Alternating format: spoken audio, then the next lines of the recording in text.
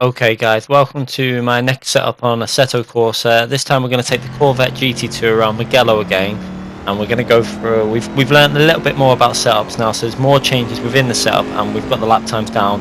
I should be able to get the Ferrari setup completely changed now and get it into the 46s, as you'll see from this video how fast I've got this now. So we're going to start the lap, we're going down into the braking zone again, we're going to look out for the 100 marker on the left. We're going to brake just a little bit short of that as we're going a little bit faster now. Going down into third gear, I like to take a nice tight line in on that bend, hold it tight, there's more grip there. Then hard on the power next, be careful of the little wobble on the backhand. Into third gear for this corner, nice early entry, over the curb, again hard on the power, and lift a little bit then into fourth gear for the exit of that corner. Use a little bit of the curb on the left, and we're going to come down into the braking zone for this little chicane here now as we go down into fourth gear, staying in fourth gear, then hard on the power, staying on the power through the corner and using the exit again. Then we're going into fifth gear but back into fourth gear, chucking it in onto the curb, hard on the power again, staying in fourth gear for a little bit. If you feel it running wide, get into fifth gear to stall the power a bit. We stayed in fourth there, we were okay. Then this corner you really need to stay on the grippy part of the track.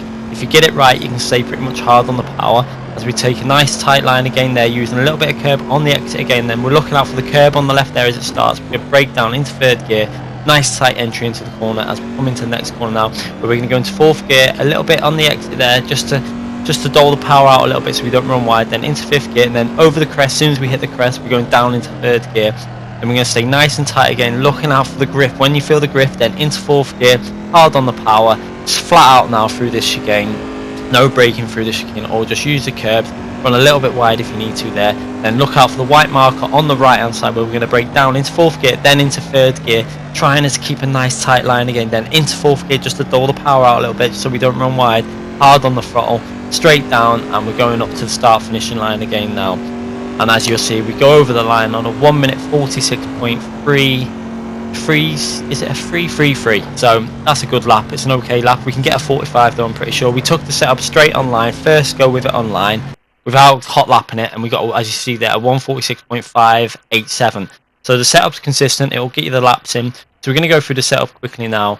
We're going to run the brake balance bias. I would actually run that on 70 rather than 69. Yeah, 70, that's what I changed it to. If you're suffering with understeer, go to 69. If you're suffering with oversteer, go to 71. It will make a difference. Fuel, for a one lap run like that, just put it on 5. You will have enough fuel. Just take it easy on your outlap on the super soft tyres, or they will wear out. Obviously with this track being quite a high tyre wear track. Aero, 1.3 feels really nice for this car. You get a good amount of speed down the straight. You should be able to do some overtaking with this car, with this setup. If you're finding it's not got enough rear grip for yourself, maybe get rid of the one off the front, and that'll stabilize the front end up a bit and the back end. Drivetrain, I think we may have altered the gears, I can't really remember, but we've altered the differential slightly there. On power 20, on the coast 40, feels really nice. Obviously if you're suffering again there with power oversteer and it's loose on the back end, lower the power down to 10, and if you're suffering from loose back end on the braking, up the coast to maybe 50-60.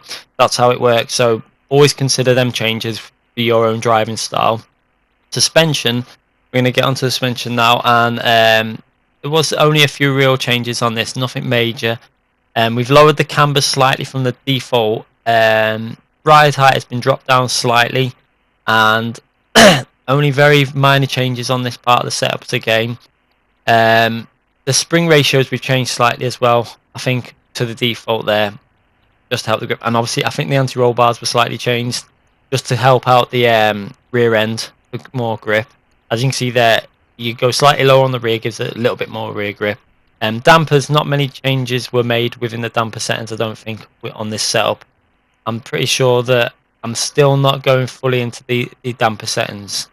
As you can see, there may have been a few minor changes, so make sure you note them down and put them in on your setup. Anyway guys, I'll leave you with a replay of the lap. Make sure you like this video if you've liked what you've seen. If you want to see more setup videos, click that like button. Thanks a lot for watching.